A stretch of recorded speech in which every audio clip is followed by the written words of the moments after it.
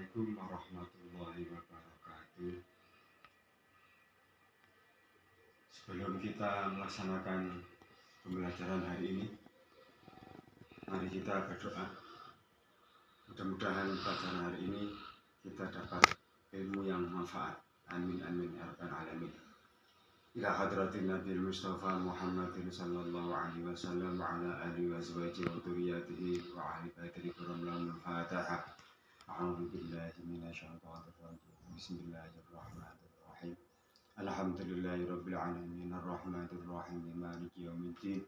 Iyyaka na'budu wa iyyaka nasta'in ihdinas siratal mustaqim. Siratal ladzina an'amta 'alaihim ghairil maghdubi 'alaihim waladdallin. Amin. Rabbi zidni ilma warzuqni fahma. Rabbi zidni ilma warzuqni fahma. Rabbi zidni ilma warzuqni fahma. Anakku sekalian, gimana kabar hari ini?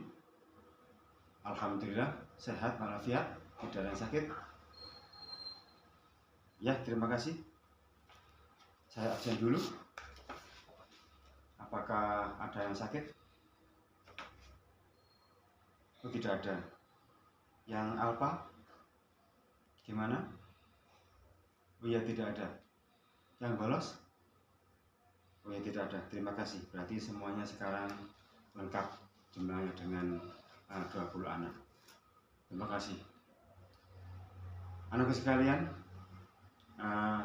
saya ingin bertanya pada sampean. Sebelum kita melaksanakan sholat, maka kita disuruh untuk bersuci terlebih dahulu. Bersuci dengan menggunakan benda-benda atau alat-alat. Ya. Misalkan di sini saya kategorikan di sini alat-alat bersuci. Gelas suju untuk semeter ganjil. Bersuci dalam artian kompetensi dasar dulu adalah memahami alat bersuci dari hadas dan najis, mengomunikasikan penggunaan alat bersuci dari hadas dan najis. Tujuan pembelajaran yakni mampu menguraikan pengertian thaharah, mampu mengkategorikan alat-alat bersuci dari hadas dan najis, mampu menyajikan secara lisan penggunaan alat bersuci dari hadas dan najis. Bagaimana kita memahami alat bersuci dari hadas dan najis? Di sekitar kita banyak sekali alat-alat yang bisa kita gunakan untuk bersuci. Nanti di akhir ada slide-nya.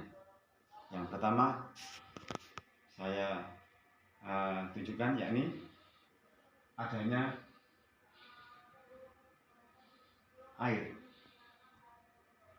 Adanya air di sekitar kita, debu, air, debu, kertas, kayu, tisu dan sebagainya, itu adalah termasuk alat-alat bersuci. Air di sini yang untuk bersuci adalah air yang mutlak. Air yang mutlak bagaimana? Yakni air yang tidak bercampur dengan apa-apa, air yang tidak ada berubah warna, rasa dan bau. Ini ada air seperti itu. Terus ini berbagai air, ada air mutlak, air thahir wal mutahhir, air musammas, air mutanajis. Ya, untuk ketika bersuci kita menggunakan adalah air mutlak yang masih bersih, bening, tidak bercampuran dengan apa-apa. Debu atau tanah, ini tanah yang dapat digunakan untuk bersuci adalah tanah di atas bumi seperti batu, pasir, atau tembok. Bersuci dengan menggunakan debu disebut dengan tayamum. Anak-anak sudah mengenal tayamum? Belum ya, nanti saya keterangkan nanti di bagian bab yang lain ada keterangan tayamum. Batu, di sini batu menjadi pengganti air untuk istinja. istinja dengan menggunakan batu disebut istijmar. Maksudnya bagaimana istinja itu? Yakni kalau tidak ada air, maka kita membersihkannya dengan menggunakan memakai batu. Itu namanya istijmar atau sebagai gantinya daripada air. Slide berikutnya. Ini adalah slide yang menunjukkan air. Anak-anak sudah tahu bagaimana air di situ? Airnya bersih, bening, tidak ada campur apa-apa, tidak ada warna, rasa, dan bau. Itu bening, ya, nomor satu.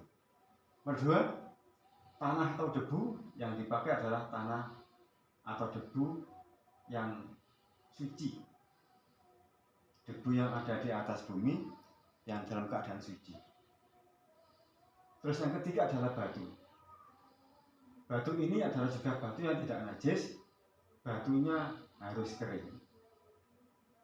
Nomor 4 adalah tisu.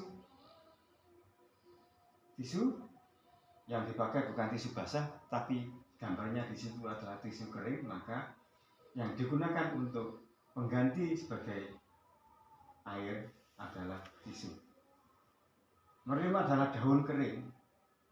Daun kering ini juga bisa digunakan untuk bersuci.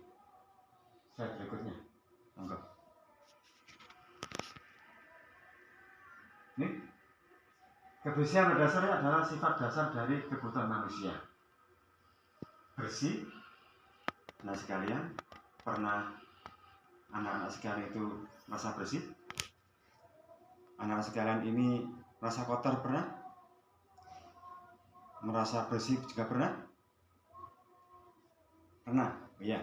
Kita kalau bersih, badan kita terasa enak dan kita dijauhkan dari segala penyakit. Terus adalah penggunaan alat bersuci dapat menjaga kelangsungan hidup manusia dan kehidupan ekosistem alam sekitar. Alat-alat bersuci ini juga dapat menjaga kelangsungan hidup manusia dan kehidupan ekosistem alam sekitar. Maksudnya bagaimana? Kalau kita menggunakan air yang bersih, maka kelangsungan hidup manusia akan selamanya terus-menerus dan tidak ada banyak penyakit kalau dia menggunakan air yang bersih. Contohnya, penggunaan air dengan hemat akan menghindari ketersediaan air, maka hendaknya digunakan sebaik-baiknya. Ini istilah di sini yang contohnya ini menunjukkan bahwa kita tidak boleh boros, karena boros itu adalah termasuk perbuatan setan dan tidak diperbolehkan oleh agama. Hikmah dalam penggunaan alat bersuci. Monggo, Mas.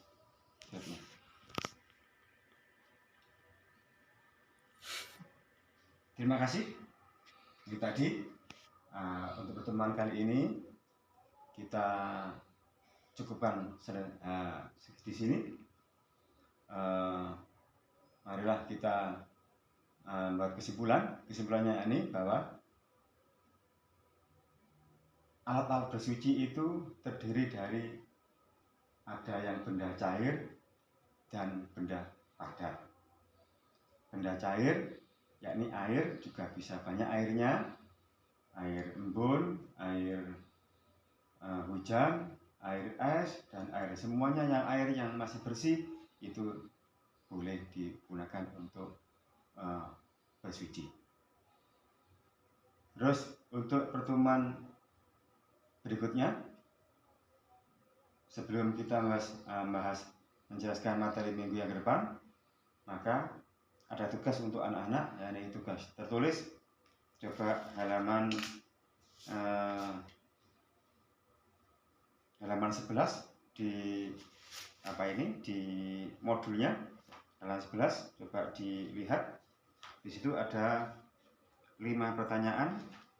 Kalau nanti di situ tidak cukup tempatnya, maka boleh dibedakan pada buku.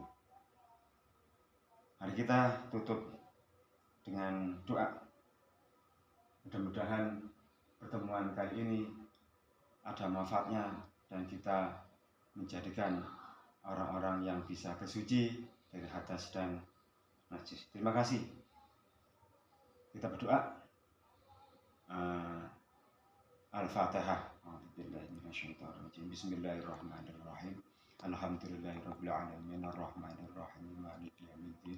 Iyyaka na'budu wa iyyaka nasta'in ihdinas siratal mustaqim siratal ladzina an'amta 'alaihim ghairil maghdubi 'alaihim waladdallin. Terima kasih. Kita akhiri dengan siratal mustaqim. Assalamualaikum warahmatullahi wabarakatuh.